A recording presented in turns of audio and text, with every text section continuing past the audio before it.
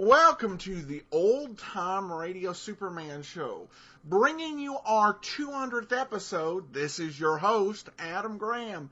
We made it to 200. We started January of 2008 and on New Year's Day. And so our 2-year anniversary will be on the 1st of 2010. But we've thrown in a few extra episodes, so we're at episode 200 a little bit early. But it's good to be here and good to have brought you so many episodes. I would suggest just to celebrate, buy a festive copy of Laser and Sword magazine, www.laserandsword.com, for the best in modern serial day fiction, without fake dogs. But speaking of that, when we last left our show, our heroes had gotten on board the remote-controlled plane. And now they don't know where exactly they're going, but going out towards a boat. And now we're going to find out what's going to happen. What's going to happen next? First of all, I do want to encourage you to email me. Got any thoughts? Adam@adamsweb.us. And please cast your vote for the show over at Podcast Alley. But let's go ahead and get into today's episode, Dr. Deutch and the Radium Mine, Part 8. Presenting the transcription feature, Superman. Look! Up in the sky! It's a bird. It's a plane. It's Superman! Yes, it's Superman, strange visitor from the planet Krypton, who came to Earth with powers and abilities far beyond those of mortal men. Superman, who can leap tall buildings at a single bound, race a speeding bullet to its target, bend steel in his bare hands, and who, disguised as Clark Kent, mild-mannered reporter for a great metropolitan newspaper, fights a never-ending battle for truth and justice. And now to our story. Led by Professor Browning, famous radiologist held captive by the foreign agent Dr. Deutch, Clark Kent and Jimmy Olsen found their way into a secret room filled with cases of books, deep in the cavernous heart of Volcano Island. Unable to track them down, Dr. Deutch has ordered the passageway sealed and the ventilation machinery reversed. Kent, Jimmy, and Professor Browning, unaware of the danger they face, make plans for further investigation of Deutsch's headquarters in an effort to discover the meaning of his master plan. Listen. We're safe in here, Professor Browning? I don't know, Jimmy. We'll have to take a chance on that. I hope this is our lucky day. There must be thousands of books here in this room. I wonder what Deutsch plans to do with so many books. Hey, look at what somebody's done to this book, Mr. Kent. Well, there's a square hole cut right through the pages. Same with this one. And this one. Why, they're all like that. Well, you're right, Jimmy. Every one of them is mutilated in the same way. That's odd. Odd. It's amazing. Have you noticed that each one of these holes is exactly the same size? Yes, about 2 inches square. Cut right through the book, except for 10 pages at the beginning and 10 at the end. With the book closed, you'd never even guess there was anything peculiar about it. You know, Kent, those little square hollows are perfect hiding places for something small and very valuable. Such as a little lead container filled with radium? Mr. Kent, I think you've got the answer. But why would Deutch want to hide the radium in books? Why would he want to hide it at all? I don't know, Jimmy, but I believe Deutch has found a new way to use radium, to unleash the energy in the radium atom. If this is so, he has in his grasp the most powerful, destructive force humanity has ever known. Why, the atomic energy in 1 ounce of radium could blow the United States off the map. And Deutch is trying to get 12 ounces of it. What's that? I've heard that motor hum before. They are closing the stone doors leading from this tunnel. Something's up. Gosh, there go the lights. Yes, we'd better get out while we can. Let's try this door. We're locked in. What are we going to do now? Attention, Herr Browning. What's that? It's Deutch talking on the public address system. Listen. I know you are hiding somewhere off tunnel number 7. And I'm pleased to inform you that you and your friends are trapped. I have closed all the doors to the tunnel, and now will turn off the ventilator blowers. Soon you will find yourselves without air. Do you follow me? Swine. I didn't think even he was low enough to do anything like this. However, Herr Professor, since I still have need of your services, I am willing to offer you and whoever is with you a chance to live. Under the loudspeakers through which my voice is coming, you will find a push button. If you wish to remain alive, press this button. This will indicate to me which room you are in. I will send for you. You have 30 seconds to choose between life and death. 30 seconds. Oh, wait, Professor. Don't touch that button. What else can I do, Kent? There is no choice. For myself, I would rather die, but I can't sacrifice you and Jimmy. There must be some other way. Let me think. 15 seconds to go, Herr Professor. 10 seconds. I can't stand this, Kent. Let me press the button. No, don't touch it. Get down on the floor. What will that Do accomplish? as I say. Get down. You too, Jimmy. Your time is up. I am cutting off the air. Kent, you see? He's going to murder us. Take it easy, Professor. And keep low. The air will be fresher near the floor. What's that hum, Mr. Kent? Sounds like a ventilator blower. It is.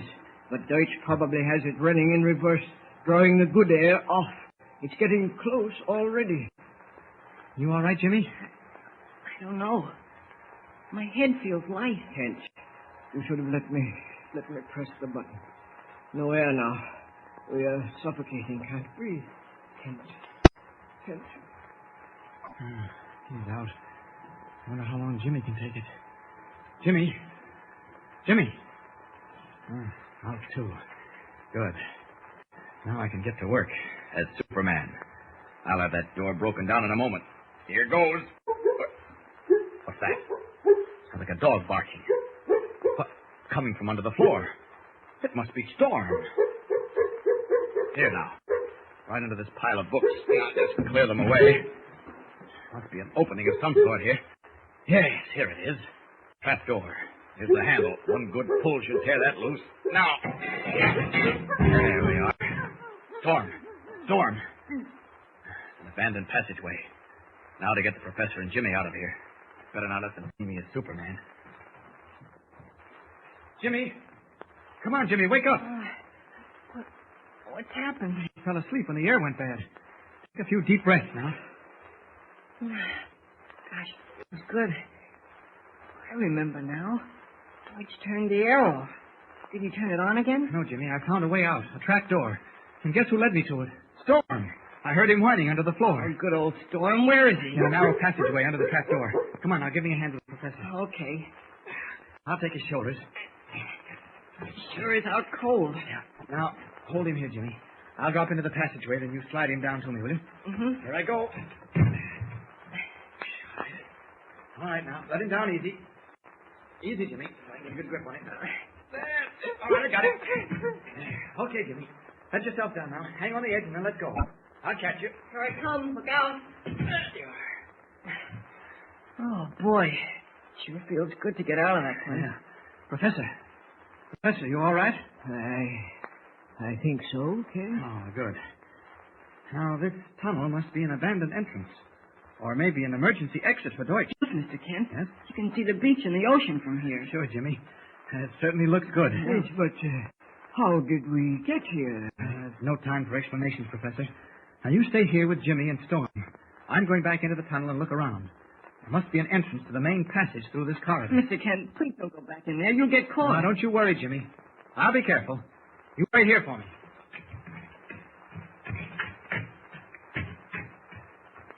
I'd like to sneak up on my friend Deutch as Superman. Get some more information. Should be a passage linking up with Deutsch's private office. Here's that ladder I noticed on our way out. I'll see what it leads to.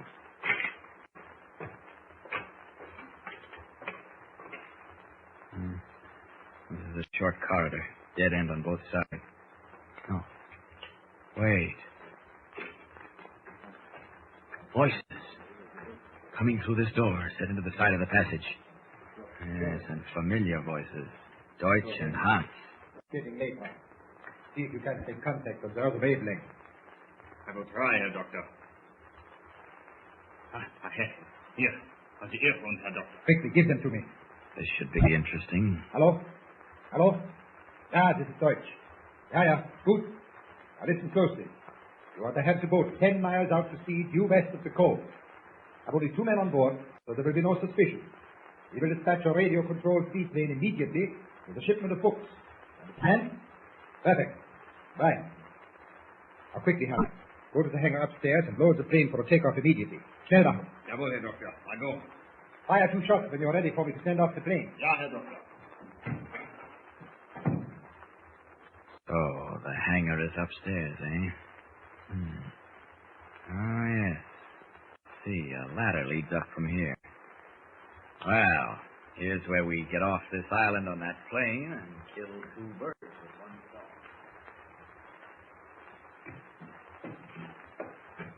Professor. Jimmy. Yes, what's up, Kent? Any luck, Mr. Kent? You bet. They're loading up a radio-controlled plane for a takeoff, and we're going to be in it. What? Come on now, follow me. Gosh, Mr. Kent, where's it going? We'll meet a boat offshore. All right, here's the iron ladder. Now, you go first, Professor, and then you, Jimmy. Be careful. All right, go ahead. That's it. Up you go. Look out of the way, Jimmy. Now, here we are. There's the door over there. Now, be very quiet. I'm going to open it very gently. Here, Jimmy. Look through the crack. What do you see? Jiminy, Mr. Kent. A man is getting ready to load some books into a plane. He's alone. Yes. It's Hans. Mr. Kent, look at that cliff wall. It's open like a huge door. Yes, the same opening we saw the plane disappear into when we landed on the island. All right, now. When I count 3, we make a dash for it. Overpower Hans and pile into that ship. Okay, I'm with you. I hope we make it. Ready now? 1, 2, 3.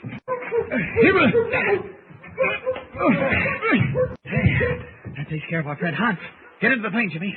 All right, get in, Professor. Mr. Kent, he's conscious. Look out, he's going to shoot. There, that'll fix you. All right, come on, into the plane. Quick. I can't, Kent. I can't. The professor. He's wounded. All right. Quick, Jimmy. I'll carry the professor. Hurry. All right, now. Slam the door.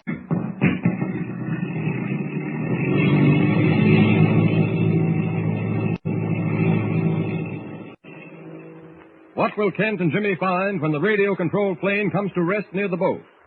Whose boat is it? And why is Deutch shipping the strange books away from Volcano Island? There are thrills ahead, thrills and excitement. Be sure to listen in. Don't forget, tune in again for the next thrilling episode with Superman.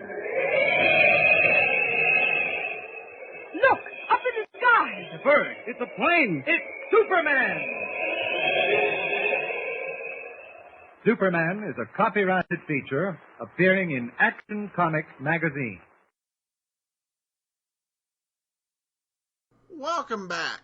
You know, the matchup of Superman versus the 2 hapless thugs, that's one of my least favorite alignments they can do. And